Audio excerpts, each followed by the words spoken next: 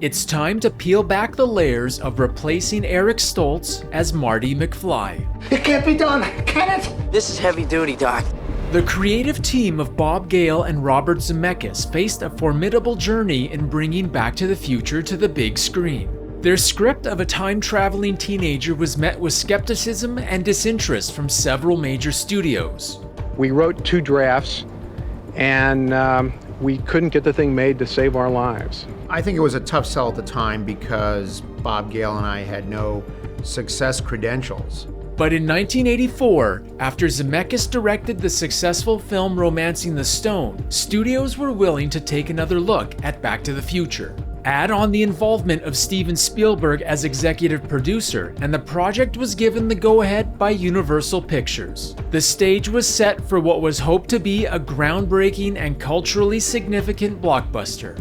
But we were given a mandate. If we didn't make the movie by a certain date, they would cancel the movie. With the pressure on, important decisions needed to be made, one of which was the casting of the film's lead character, Marty McFly. The casting team hoped to find someone who could perfectly blend humor with confidence. And we did an exhaustive search and read a lot of people and just trying to find the right person. The filmmaker's first choice, Michael J. Fox, was unavailable due to scheduling conflicts. Because he was doing Family Ties at the same time that we were going to be shooting, there was no way that he was going to be available to us. And we kept pushing our start date back because we were having such a hard time finding a kid that we thought could carry the movie. Among those considered for the role were Johnny Depp, John Cusack, Ben Stiller, Lorraine, lately I've come to the conclusion that I don't know anything about my parents. John Cryer, and C. Thomas Howell. You don't mind if we park for a few minutes, do you? As the search continued, Eric Stoltz, who was establishing himself as a promising actor, impressed some on the production team, specifically Sid Sheinberg, an executive at MCA Universal.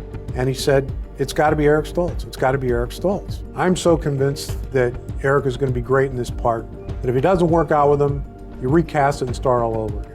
Up against the clock, Robert Zemeckis knew he couldn't delay the start of production much longer. I was stuck and I had to cast somebody, and Eric was the best that I had available. With Eric Stoltz locked in, the casting of Christopher Lloyd as Doc Brown, Crispin Glover as George McFly, Leah Thompson as Lorraine Baines McFly, and Tom Wilson as Biff Tannen rounded out the rest of the main cast. But even before filming began, some in the cast were feeling that Eric wasn't quite getting the type of comedy the film was going for.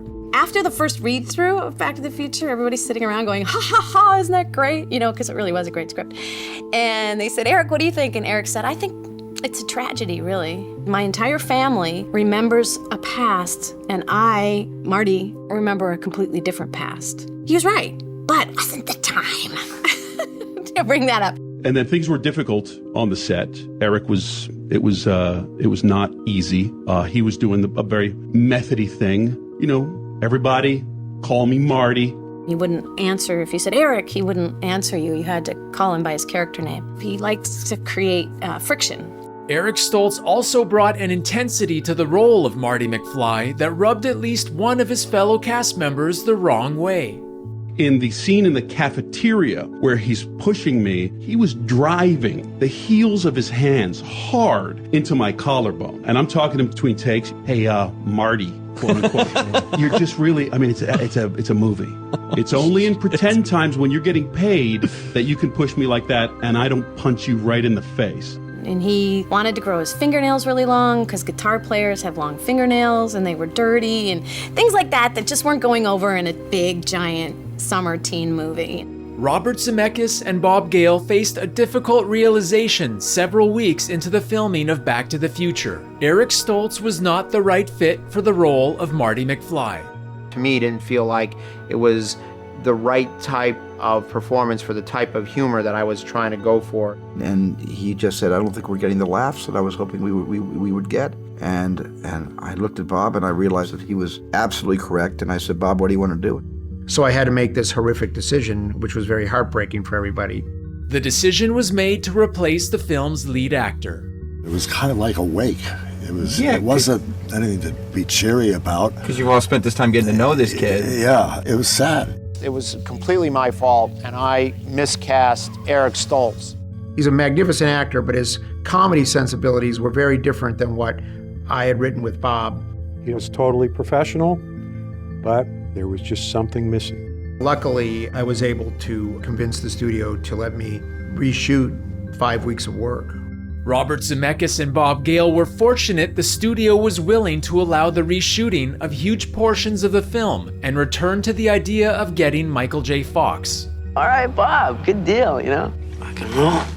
But this required some negotiating with Gary Goldberg, creator and executive producer on Family Ties.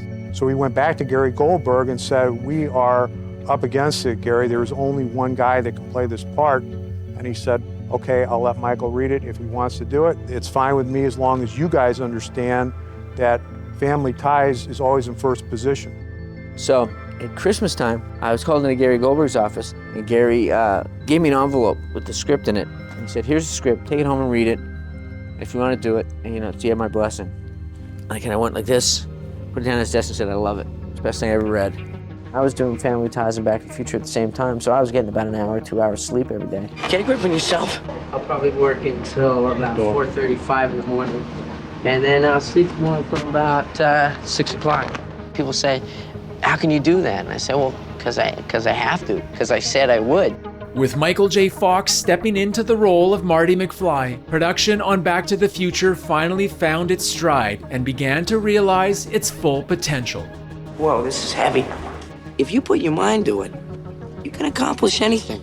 Once Michael came into the movie, it was like everything just gelled together and everybody just got the tone of what the humor of this movie should be. Sorry about your barn. I think the best moment that I had on the set was Michael J. Fox's first day when he walked in front of the camera and he started doing the scene, and I just felt, thank God, that's Marty McFly. It's gonna work now, it's gonna work.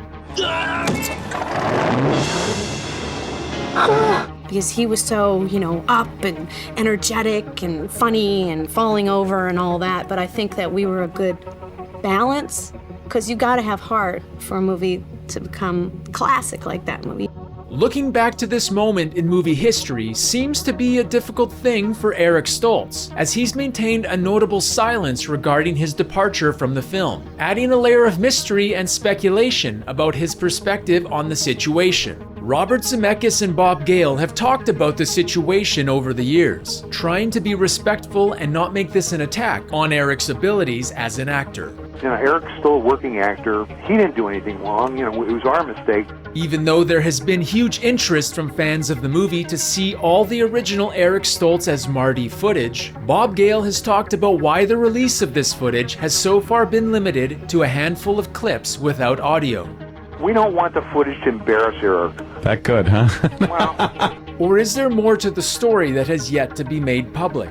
Until the viewing audience is given the chance to watch and listen to the footage, or hear more of a response from Eric Stoltz, speculation will continue to run rampant.